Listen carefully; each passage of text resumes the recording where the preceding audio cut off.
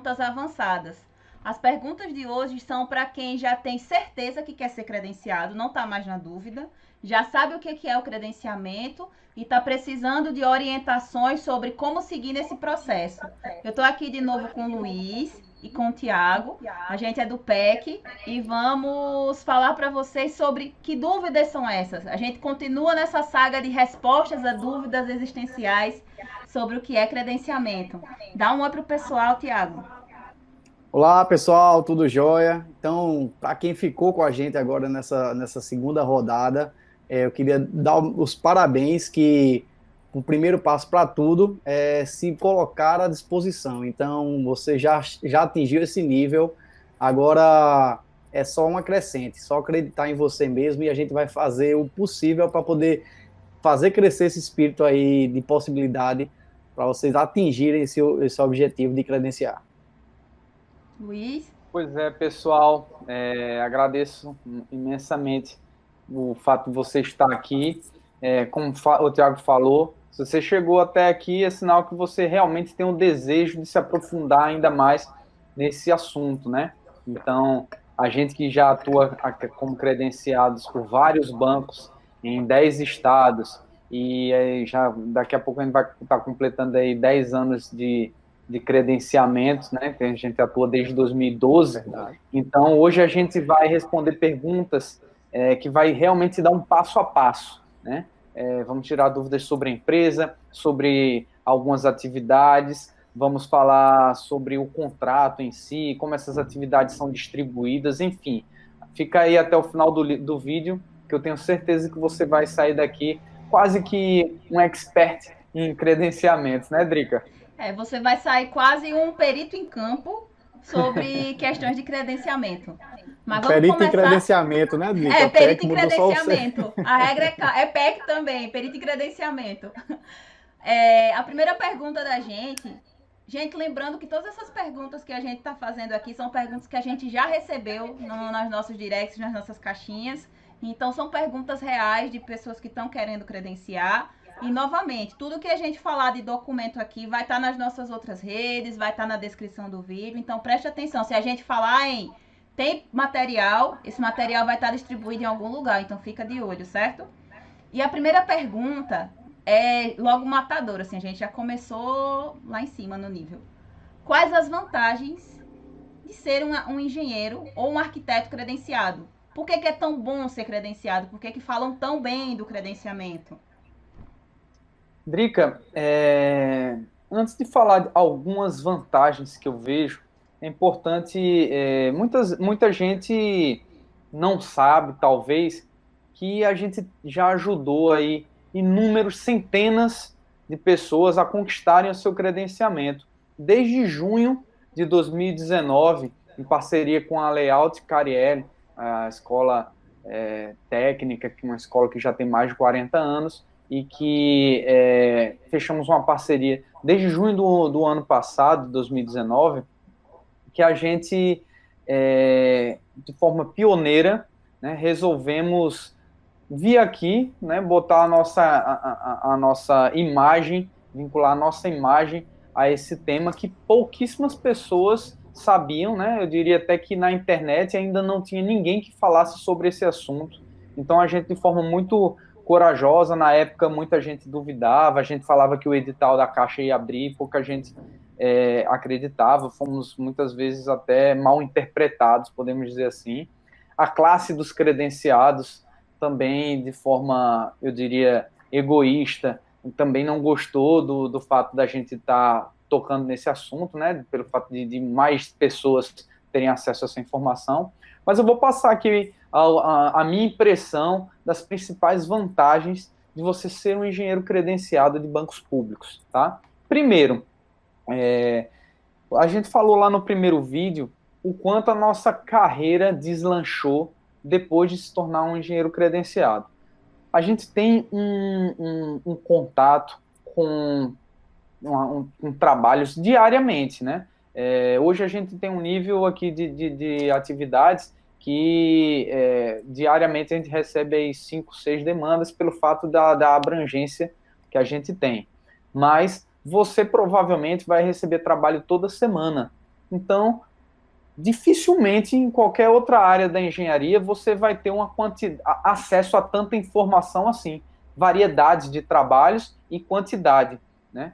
Então, isso faz com que você tenha um crescimento profissional assim, exponencial. Você vai estar sempre sendo exposto a uma situação nova, dificilmente você vai entrar numa zona de conforto, então isso resulta em crescimento profissional, tá? Vai resultar num crescimento financeiro também, porque você vai ter uma receita fixa, né? Você vai ter ali a oportunidade de apresentar para outros clientes seus. Você fala, ó, meus clientes são Caixa Econômica, Banco do Brasil, Banco do Nordeste. Então, onde eu chego falando que eu tenho esses clientes, né, isso me dá um certo status, me dá um certo...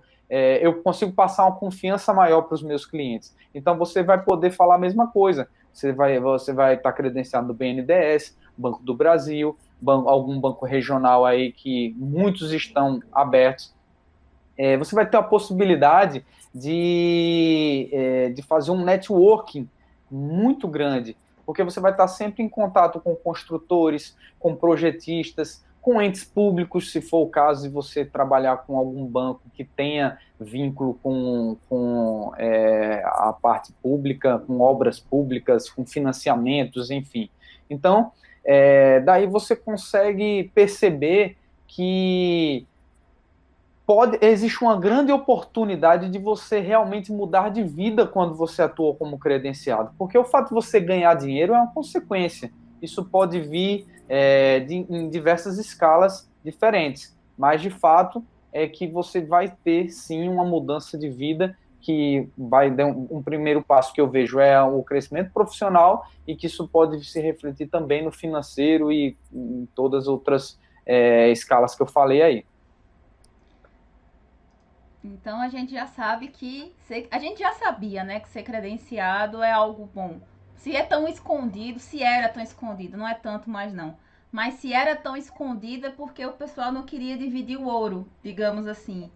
Mas qual é o passo a passo então? Se eu quero me tornar um credenciado, eu já tenho isso claro para mim, eu quero me tornar um credenciado. Então, qual é o passo a passo para eu me tornar uma credenciada, Thiago? Partindo do zero. Partindo do zero, né? Bom, a gente chegou a falar aqui, até no vídeo anterior, que a prestação de serviço decorre de uma empresa para os bancos, tá? Então, primeiro passo, lógico, é você fazer a abertura da sua empresa, né? E essa empresa, ela tem que estar registrada no seu conselho. Então, vamos lá. Você pode ser engenheiro e você pode ser arquiteto para as atividades de credenciamento de avaliação de imóveis em geral, né? Então, você vai ter que registrar ela no conselho de engenharia, quando for engenheiro, ou de arquitetura, se você for arquiteto. Você fazendo o registro da sua empresa, você vai partir para um segundo passo, que seria registrar os responsáveis técnicos por essa empresa, tá? Pode ser mais de um, diga-se de passagem. Feito isso, você, após conclusão dessa etapa de registro da sua empresa, você vai submeter a tua documentação para o credenciamento, o edital de credenciamento. Aí, em paralelo, nessa etapa de registro da sua empresa, vai andar duas linhas. A primeira, o contador resolvendo a questão das habilitações financeiras e jurídicas da tua empresa, e você trabalhando com a parte do teu acervo técnico, né, fundamentando, trabalhando com CAT, ARTs, ou preparando laudo, de forma paralela, para no final você tá tudo pronto. A habilitação seria 2 grupos, a habilitação jurídica e a habilitação técnica. Você está com esses 2 grupos de documentações para submeter a análise, tá certo? Do credenciamento? Certo, certinho. Então eu preciso me habilitar juridicamente, financeiramente, a empresa, né? E preciso habilitar tecnicamente o profissional responsável pela empresa. Mas então vamos focar um pouquinho mais na empresa agora, porque a parte profissional a gente já falou um bocadinho no primeiro vídeo. Então vamos focar um pouco agora em que tipos de empresa podem fazer parte de credenciamento, primeira coisa. E uma pergunta que a gente recebe muito, mas essa a gente recebe quase todo dia. Pode ser MEI? Já que tem que ser empresa, pode ser MEI ou não pode ser MEI, Luiz? Me diz aí. Pessoal, a modalidade de empresa do tipo MEI, ela tem diversos motivos para que ela não possa ser utilizada para credenciamento. Primeiro, que todo edital de credenciamento, ele deixa claro que as atividades daquela empresa precisam estar compatíveis com a atividade do edital. Então, se o edital está oferecendo ali serviços de engenharia, a tua empresa tem que ter, né, como as atividades dela, a gente vai falar um pouco mais à frente sobre KNAI, tem que estar compatível com esses serviços de engenharia. Então, na nossa legislação, a empresa do tipo MEI, ela não pode ter vínculos de atividades com atividades autônomas, podemos dizer assim, né, profissionais liberais, no caso da gente, serviço de engenharia, serviço de arquitetura. Então, esquece MEI, tá? Inclusive, o MEI tem limitação de faturamento muito baixo por ano, com certeza você vai faturar muito mais do que esse limite, então desconsidera o MEI. O que você vai ver com mais recorrência, tá, das empresas que atuam como credenciadas, são aquelas empresas que possuem ou não, né, pode possuir ou não sociedade, ou seja, se você quer ter um sócio, provavelmente você vai se enquadrar no tipo de empresa limitada, tá, uma sociedade limitada.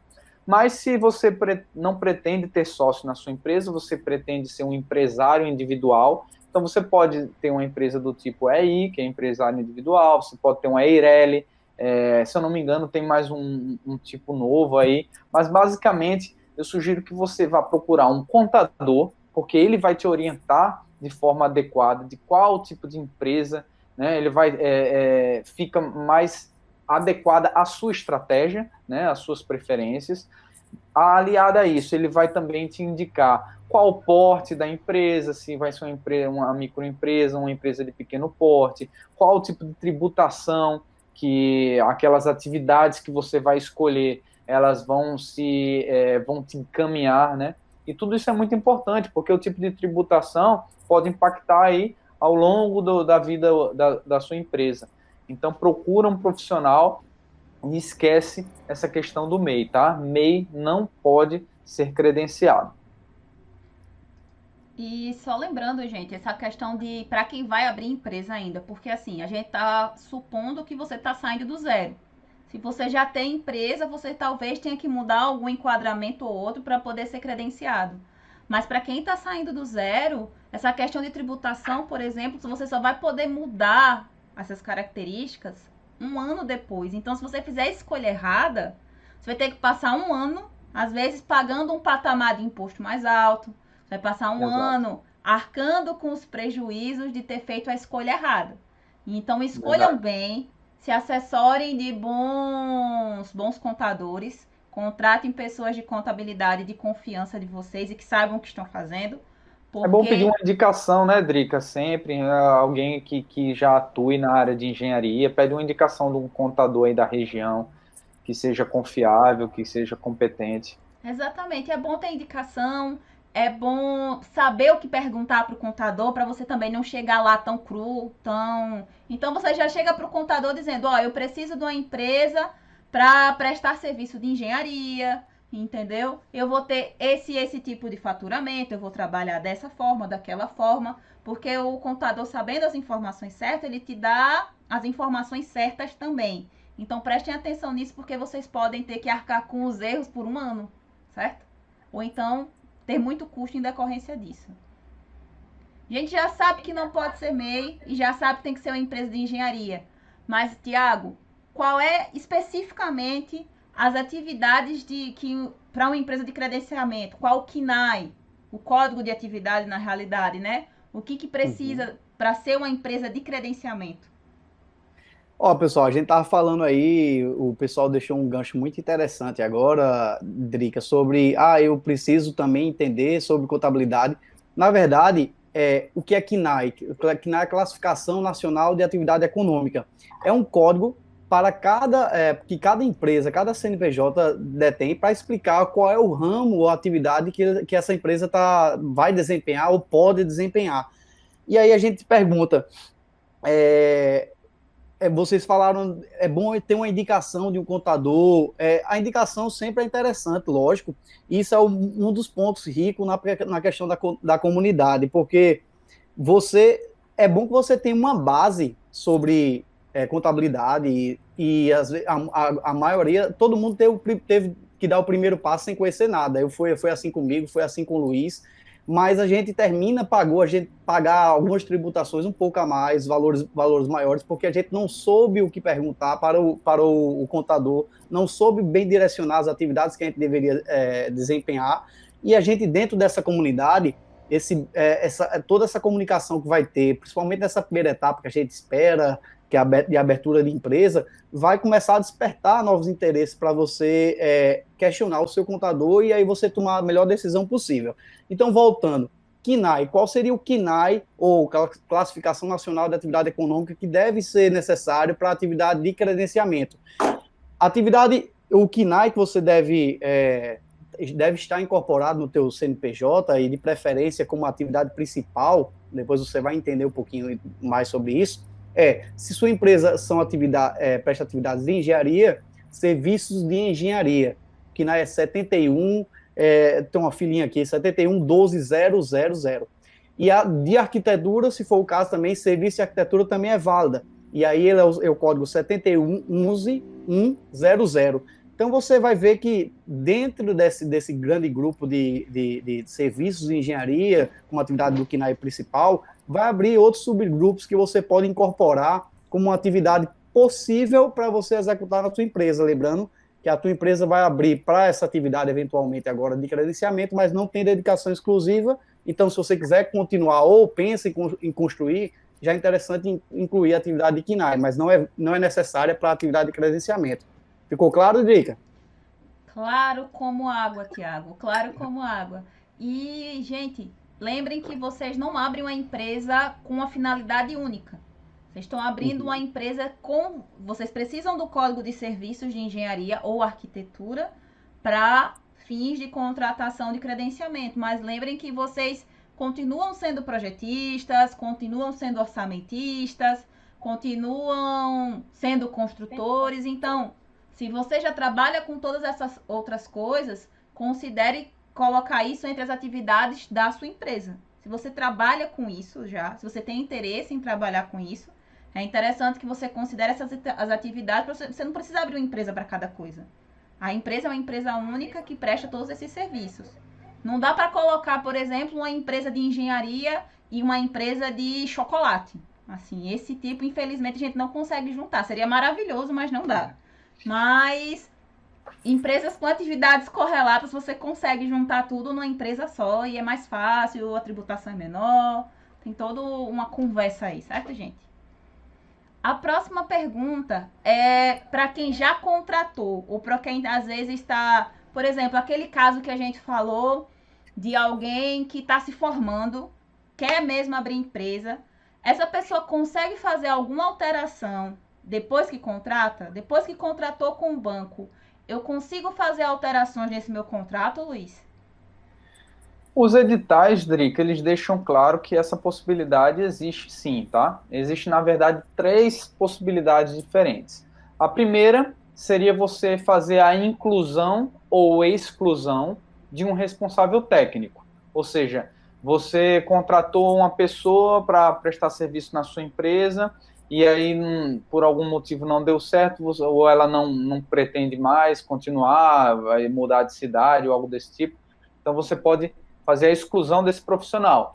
Então, da mesma forma, você também poderia fazer a inclusão de um outro, tá? Outra possibilidade seria você fazer a inclusão e exclusão de cidades ou regiões onde você pretende atuar. Então, teve gente que eu conheço que participou do edital da Caixa e preferiu atuar numa região menor para poder sentir como seria a distribuição das demandas, se ele daria conta e tudo mais, e depois ele ampliou. Tem gente que fez o contrário, preferiu fazer logo uma área grande e aí recebeu muita demanda e preferiu reduzir. Então, essas também é uma segunda possibilidade. E uma terceira e última possibilidade seria você fazer a inclusão ou exclusão de atividades, onde você pretenda prestar serviço para o banco. Então, hoje eu atuo com a atividade de avaliação de imóveis, análise de projetos e acompanhamento de obras. Só que agora eu não quero mais fazer atividade de análise e atividade de acompanhamento de obras, eu só quero atuar com um avaliador. Então, eu vou excluir essas atividades. E da mesma forma, você também pode fazer a inclusão. Então, eu adquiri mais acervo técnico e agora eu tenho condições de atender aquela determinada atividade. Então, você teria que comprovar, participar do mesmo processo que o edital, né, já preconiza, você manda toda a sua comprovação de acervo técnico e o que for mais necessário, a depender da atividade, se for exigido um laudo ou certificado, você vai enviar. E aí você faria aquela inclusão de atividades. Nada exclui a possibilidade, por exemplo, dessas regras mudarem ao longo do seu contrato, como, por exemplo, tem ocorrido em alguns estados no edital da Caixa Econômica. Apesar do edital deixar claro que essas possibilidades existem, momentaneamente ou de forma definitiva, essas regras ou esse desejo do banco, essa flexibilidade, pode ser alterada de acordo com os interesses do próprio. Então, o que acontece? Muitas vezes o banco, uma determinada atividade e em uma determinada região, tem um grande número de empresas já atuando para aquela atividade naquela região. Então, um grupo de empresas, ou uma empresa, ou você mesmo, quer atuar naquela região e naquela atividade, o banco pode simplesmente alegar o seguinte: já tem uma quantidade de empresas aqui satisfatória, eu não tenho interesse em ter mais empresas aqui. Isso também pode ocorrer, tá, Drica? Mas geralmente isso não vem claro nos editais. O que tem claro lá no edital é que existe sim essa possibilidade, mas que ele também deixa lá uma cláusula falando que essa possibilidade pode ser alterada se o banco entender assim. E lembrando, gente, que em qualquer contrato, para que um contrato seja alterado depois que ele está vigente, tem que ser de interesse de ambas as partes. E quando se trata de contratos com entes públicos, que é o caso dos credenciamentos, tem que ser de interesse desse ente público principalmente. Esse contrato só pode sofrer qualquer tipo de alteração, por mais que esteja previsto em contrato, por mais que esteja previsto em editais a possibilidade dessas alterações, isso vai ser uma alteração contratual de alguma forma. Então tem que ser de interesse de ambas as partes. Pode ser interesse seu, mas pode não ser interesse do ente público que está te contratando. Então, se você tem interesse em fazer as alterações, altere o quanto antes. A sugestão que a gente sempre dá é essa: altere o quanto antes, porque as disposições podem mudar. Depois que os contratos começam a rodar, a funcionar, a disposição do ente público que te contrata pode mudar ao sabor da maré, ao sabor do que ele está vivendo, certo? Mas, passamos a parte dos contratos. Quais as atividades mais interessantes? Se vocês pudessem dizer assim, top 10, top 5, o que vocês diriam? Escolham essas, que essas são as legais, essas são as bacanas. O que vocês diriam? Bom, Drica, na verdade, a gente já falou em 3 grandes grupos, e tem variações entre bancos e outros, né, em relação às atividades, mas existem 3 grandes grupos onde existe uma separação de atividades distintas, né? O grupo de avaliação, o grupo de análise de projeto e o grupo de vistoria ou acompanhamento de obra.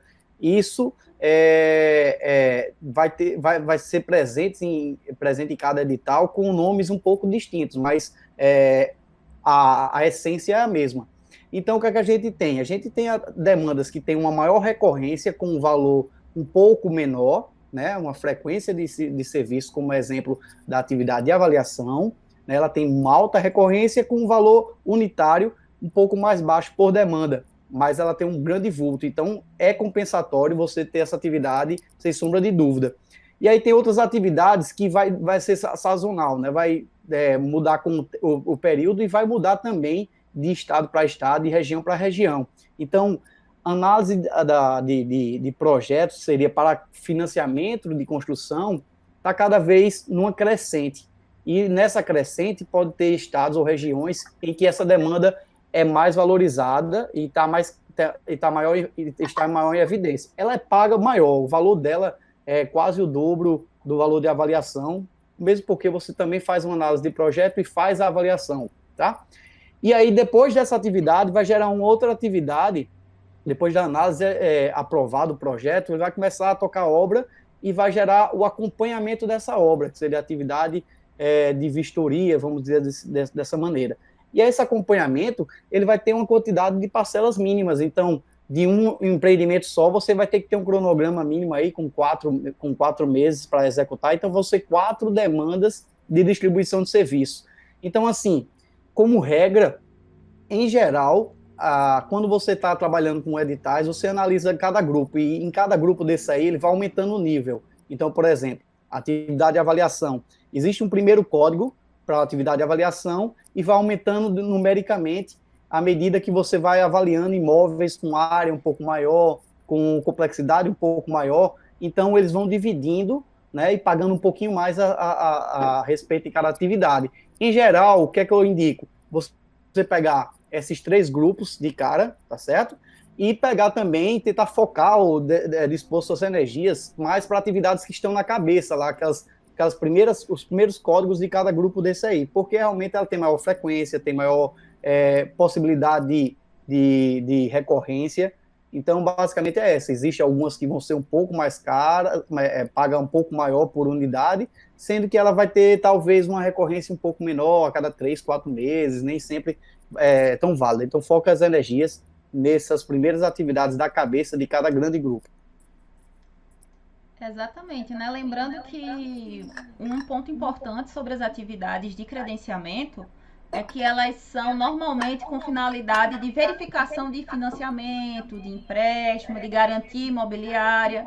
Então, quando eu estou pegando as atividades de base, né, que são as atividades mais simples, as atividades iniciais que o Thiago falou, eu estou pegando as atividades provavelmente que tem mais imóveis, que tem mais número de atividades, então a recorrência dessas atividades vai ser muito maior exatamente em função disso.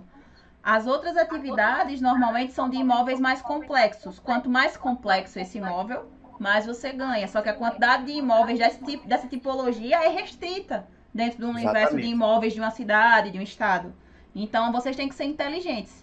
Não seguiem só pelo valor unitário das demandas. Seguiem pela possibilidade de recorrência dessas atividades, gente. Certo? A regra é clara. A estratégia é tão importante, né, Drica? É bom você ter contato com outros credenciados, né? Principalmente pessoal que é mais antigo, assim.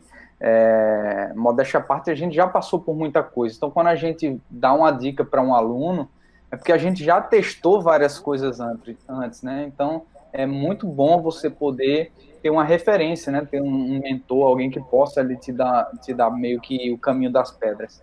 Uhum. E agora eu já sei quais atividades eu tenho que pegar, digamos assim. Eu tô ficando esperta aqui nesse negócio. E agora como... Você sabe tudo. Tô sabendo de tudo. Como essas atividades são pagas? Como é que o pessoal vai receber por isso? Deslocamento é pago, deslocamento não é pago, paga gasolina, paga o lanchinho, entendeu? Como é que é?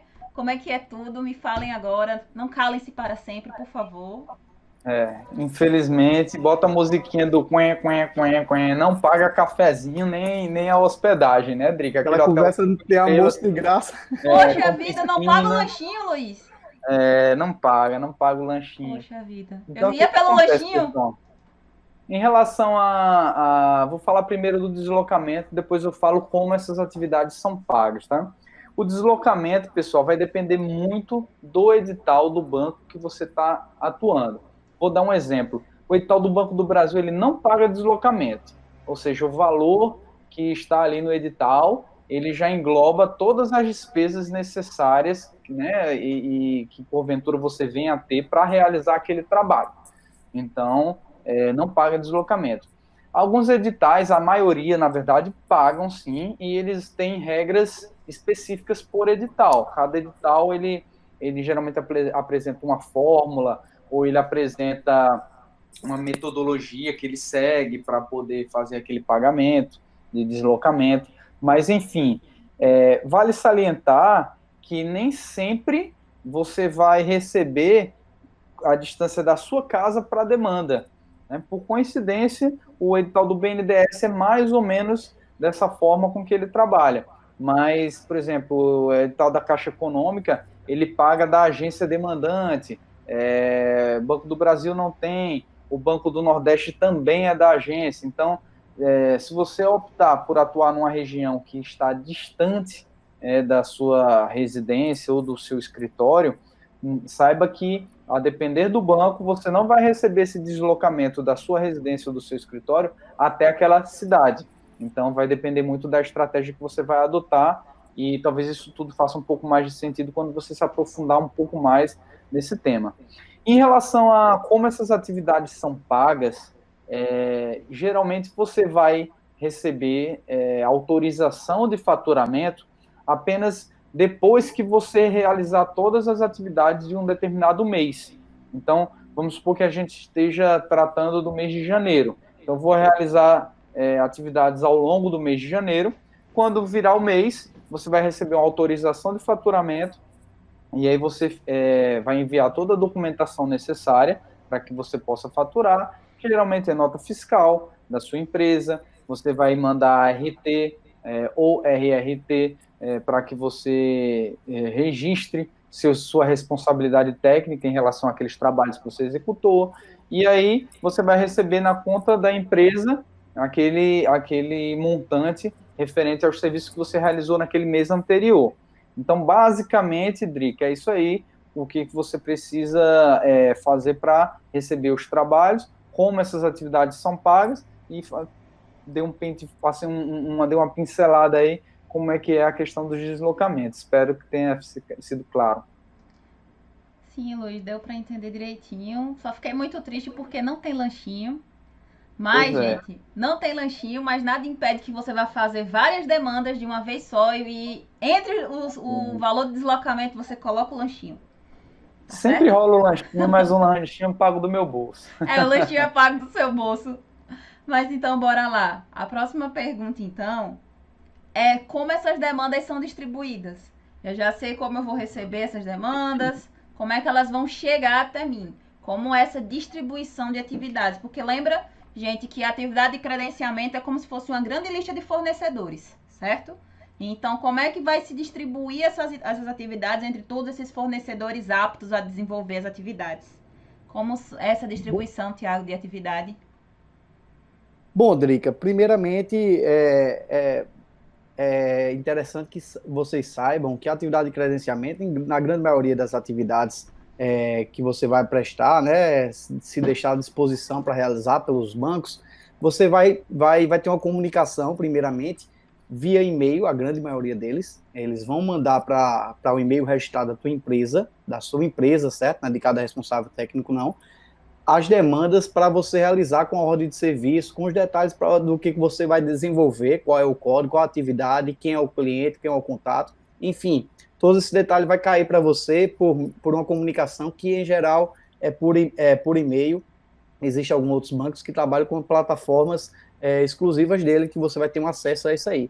E a segunda condição é como é que seria essa distribuição. Peraí, então a minha empresa pode receber 3 demandas, a empresa do Luiz pode receber 10 demandas, como é que é isso? Não, na verdade o tratamento, na grande maioria dos casos, você tem que fazer uma distribuição de forma isonômica, né, para todas as empresas que se habilitaram nessa atividade. Então eles fazem um sorteio no primeiro momento, e aí você vai estar numa determinada ordem de classificação, sua empresa vai entrar numa lista. As demandas vão chegando para o banco e elas vão distribuindo de ordem sequencial para cada uma dessas empresas. Então, digamos, se num determinado mês o banco recebeu 1.000 demandas, né, e tem 100 empresas, você vai passar 10 vezes pela listagem, você vai receber, no caso, 10 demandas, que não vem de uma vez só, de uma hora para outra, assim, tudo de uma vez só. Ela vai vindo nessa sequência dessa demanda, a quantidade de demanda, se for o maior volume dentro desse mês, você vai se repetindo mais vezes, mas a demanda é tratada de forma isonômica entre as empresas que se habilitaram para cada atividade. E só lembrando, gente, que essas filas, né, como a gente costuma falar, dentro do credenciamento a gente fala que essa forma de distribuição é a distribuição em fila. Lembrando que essas filas existem por regiões, por cidades, por atividades. Não é se a sua empresa está numa fila para uma cidade, significa que ela está naquela mesma fila, naquela outra região, naquele outro banco. Cada banco tem algumas formas de proceder e pode continuar, Tiago. Não, e na verdade, só complementando, você podia estar concluindo a tua fala. Outra dúvida que o pessoal gera é em relação à minha empresa tem 3 responsáveis técnicos. Eu vou receber 3 vezes, não. A demanda é destinada por empresa, tá? Distribuição por empresa e, como você falou, por empresa, por cidade polo, atuação, por atividade, né? Então, vão ter várias filas para você estar recebendo demanda. No fim das contas, vocês vão estar inseridos em várias filas diferentes, gente, e não vão saber tão bem que posição da fila vocês estão. Mas vocês vão estar lá na fila e isso é feito de uma maneira isonômica, porque está previsto, isso é lei, certo? Não dá para... Isso dá uma garantia para a empresa, né? Apesar de não ser transparente essa fila, né? Você não sabe a sua posição, mas pelo fato de ser isonômico, você fica ali confortável por saber que você está recebendo, independente da sua posição da fila, você está recebendo a mesma quantidade de demandas que as demais empresas. Exatamente. É justo, é uma divisão justa, digamos assim. E para quem já atua, para quem já está em campo, atuando como construtor, como projetista, às vezes já tem contato com os bancos, já lida com essas questões de financiamento, porque tem muita gente que presta serviço já dentro desse universo, né, dentro dessa microsfera, financiamento bancário, garantia, financiamento habitacional, para quem já atua com isso. A pessoa pode se credenciar também? Tem alguma restrição? Tem dedicação exclusiva? Não pode mais projetar? Como é que fica essa situação? Você usou algumas palavras-chave interessantes aí, Drica, tá? Primeira coisa, o banco ele não exige exclusividade da sua empresa nem dos profissionais que compõem essa empresa. Ou seja, você pode continuar construindo, você pode continuar projetando, fazendo qualquer outro tipo de atividade. Mas vai existir uma restrição caso você venha a atuar como credenciado. E ela talvez seja muito óbvia. Qual seria? Não pode ocorrer conflito de interesses. Ou seja, se você é projetista e caiu para você uma demanda onde você tenha que fazer uma análise do seu próprio projeto, então você deve apresentar para o banco esse problema, né? A gente chama, você vai recusar essa demanda, alegando que o projeto se trata de sua autoria e você não pode realizar esse trabalho. Assim também podemos utilizar um exemplo similar no caso de construtor, né? O construtor ele já constrói ali naquela região, ele também faz avaliações e presta serviço para o banco, e aí cai para ele uma demanda onde ele executou aquele imóvel. Então, da mesma maneira, ele vai recusar aquele trabalho, alegando que há um conflito de interesse. E não só em trabalhos da autoria daquele profissional, tá, Adriane? A gente tem sempre que se declarar suspeito quando envolver trabalhos de entes próximos, né, parentes, amigos ou até mesmo inimigos. Qualquer trabalho que alguém possa levantar uma suspeita da idoneidade do seu trabalho, a gente sempre tem que se declarar suspeito, né? Recusa aquela atividade, mas fora isso, você pode tocar a sua vida normalmente. Então, se eu estou lá executando, ou conheço outras pessoas, não é o fato simplesmente de você conhecer os outros profissionais que vai impedir de você realizar aquele trabalho, né? Contanto que você trabalhe com ética, que você trabalhe de forma técnica, não vai ter qualquer tipo de problema. E só lembrando, gente, que a ideia dessas recusas é exatamente manter a ética dentro da atuação do credenciado. Porque quando você mantém algum tipo de relação próxima, seja uma relação próxima de amizade, seja uma relação próxima tipo de inimizade, isso pode afetar o teu julgamento, isso pode afetar a tua capacidade de desempenhar a tua função. Então é muito nesse sentido. Até além disso, né, Drica, muitas vezes você pode ter até executado o teu trabalho acima de qualquer suspeita, enfim, mas alguém pode ainda assim julgar. Vai falar, ó, essa pessoa avaliou meu imóvel abaixo porque eu brigava com ele na escola, a gente jogava bola e brigava na época de criança. Ou o contrário, né? Por mais que você realizou o seu laudo de forma perfeita tecnicamente, mas é um imóvel da mãe dele, então ele valorizou ou não, enfim. Então, para que não se tenha essas suspeitas, a gente se anula daquele trabalho para que não venha a prejudicar principalmente o nome do nosso cliente, que é o banco. Exatamente. E nossa última pergunta dessa sequência de hoje é: eu consigo fazer isso tudo sozinho? O que o PEC pode ajudar você nesse processo de credenciamento? Porque sim, a gente consegue te ajudar de alguma forma. Então, a pessoa conseguiria fazer isso tudo sozinho. E se ele consegue fazer tudo isso sozinho, como é que funciona a mentoria do PEC? O que o PEC tem de diferencial nesse processo de credenciamento para quem está querendo fazer isso pela primeira vez, para quem está querendo entrar nesse universo do mundo credenciado? Pois é, Drica, a gente iniciou com essa proposta, com esse projeto de credenciamento desde o segundo semestre do ano passado, né? E a ideia sempre foi focar totalmente a nossa energia para aquela pessoa que, assim como eu, como o Luiz, estava passando pela primeira ocasião de um edital de credenciamento, que a gente não sabia nem como funcionava. E assim, a resposta à sua pergunta é sim, você pode realmente trabalhar de forma sozinho e chegar a um êxito. Agora, o que acontece? Existem muitos percalços, muitos detalhes que você, dentro de uma comunidade, pensando todo mundo junto, desde a abertura e escolha apropriada de uma empresa até a elaboração do seu laudo técnico, que você pode unir forças, né, com essa comunidade e a possibilidade de você estar próximo, né, a possibilidade de você estar em contato direto com os mentores, com pessoas que já passou de forma positiva e negativa. Tivemos alguns baques, sim, nessa etapa de credenciamento. A exemplo que o Luiz já falou do primeiro edital de credenciamento da gente, a gente abriu no momento praticamente exclusivo, com necessidade exclusiva de prestar serviço e avaliação. E a gente teve o laudo da gente reprovado no primeiro momento.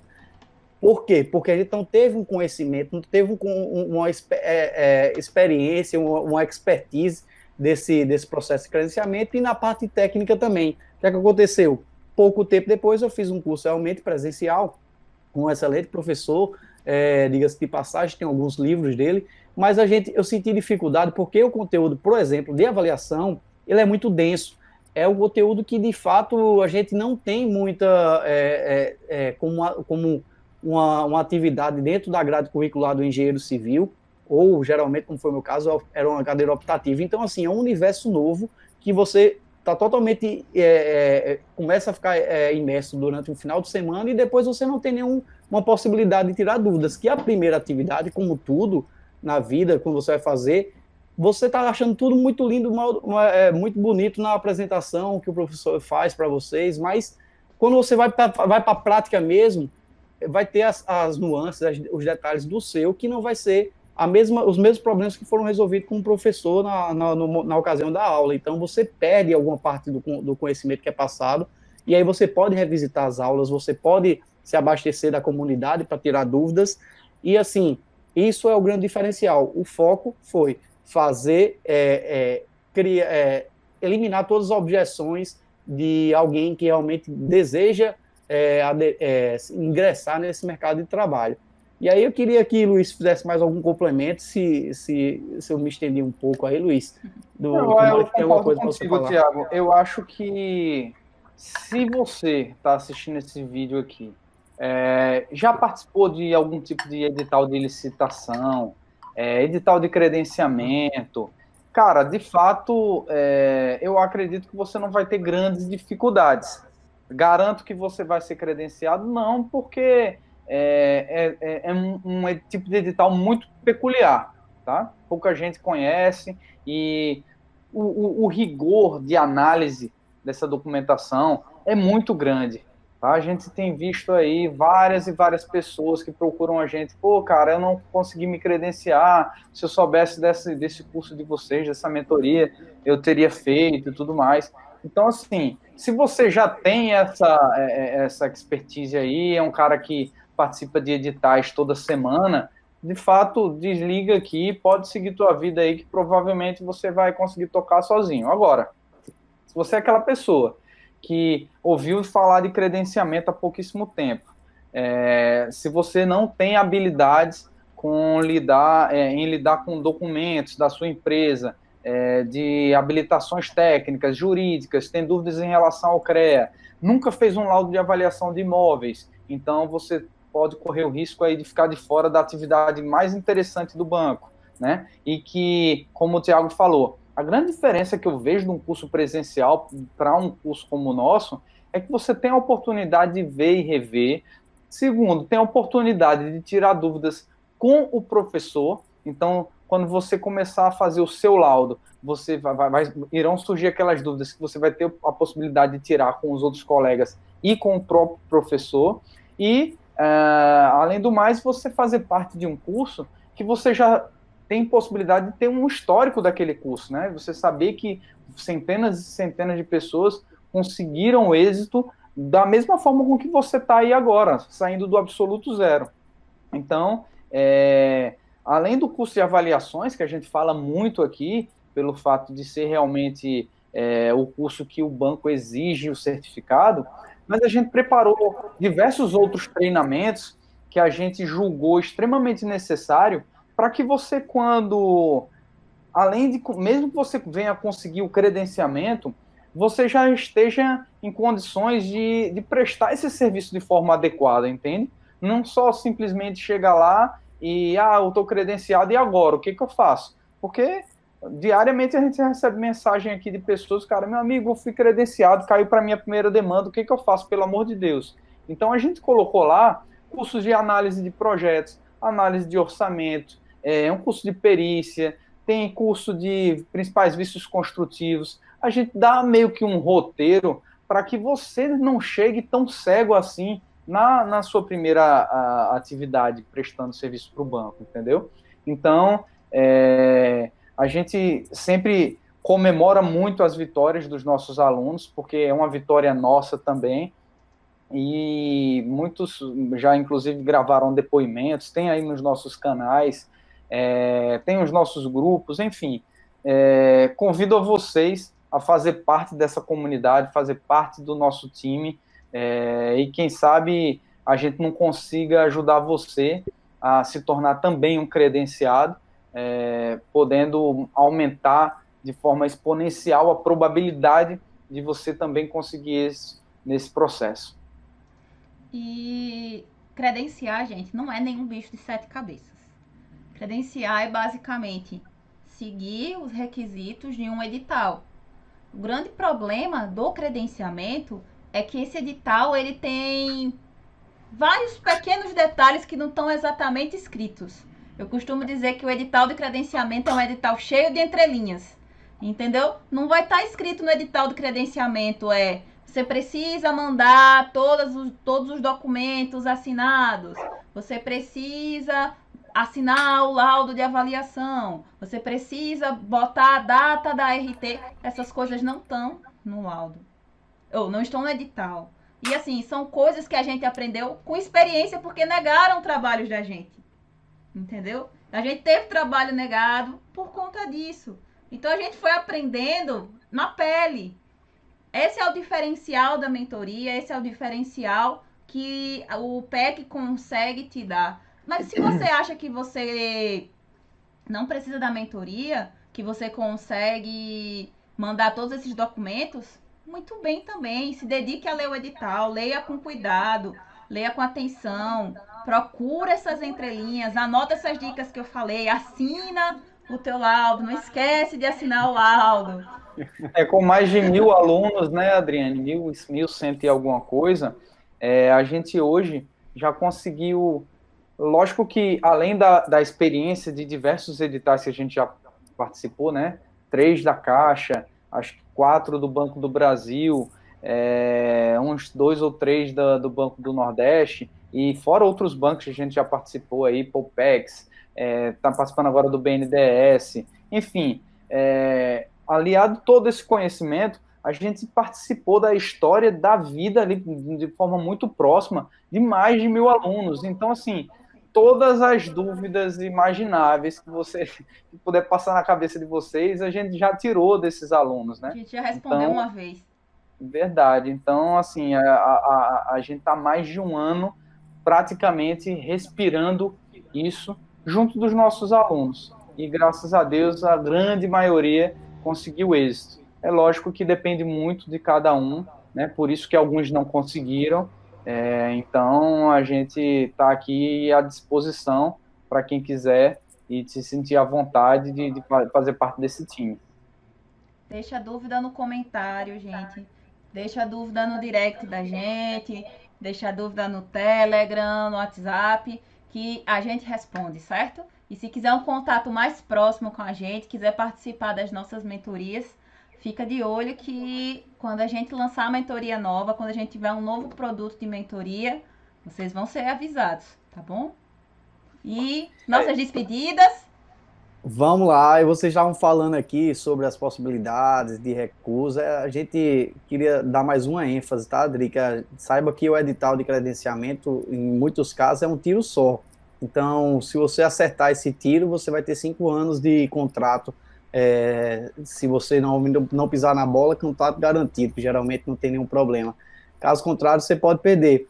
E aí eu lembrei que um dos materiais que surgiu durante as mentorias que foram feitas na primeira leva, né, no segundo semestre do ano passado, foi a possibilidade de eu criar um checklist de maior recorrência, maior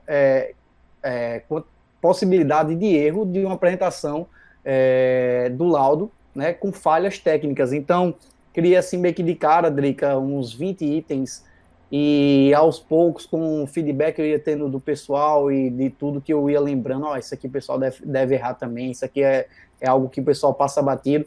E aí já chegou com mais de 30 itens de checklist, e a grande maioria que tiveram, por exemplo, eu tive um item reprovado, Thiago, você não acredita, depois de ter enviado o laudo lá na correria, eu vi que o 4º item do teu checklist é justamente isso.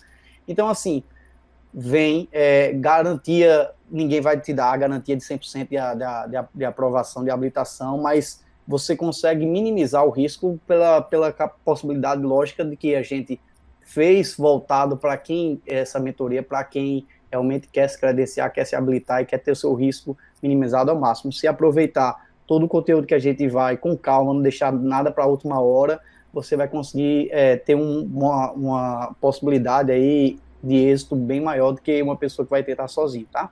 Então, como agora o espaço para as despedidas finais, como o Drica falou, a gente está sempre à disposição nos nossos canais, nos comentários aqui no YouTube. Então, contato vocês devem ter também aí mais prático com a gente no WhatsApp. Então, manda mensagem, vem fazer parte dessa comunidade, todo mundo só tem a ganhar. Quem está dentro pode estar dando a resposta de como foi satisfatório. Então pergunta ao pessoal que já passou por isso, vê se realmente foi interessante e vem ver se faz algum sentido para você também, né? É isso aí, pessoal. Então fica aí o convite para vocês. Qualquer dúvida, a gente está sempre à disposição. Mandem mensagens e até uma próxima. Valeu, Drica. Obrigado, Thiago. Um abraço. Obrigado, valeu, pessoal. Gente. Valeu, gente. Tchau, tchau. Acompanhe nossas redes sociais. Deixem comentários, que é isso que faz a gente produzir mais conteúdo para vocês, tá certo? Abraço e beijo. Tchau, tchau. Valeu. Curte o vídeo aí e segue a gente. Valeu. Isso.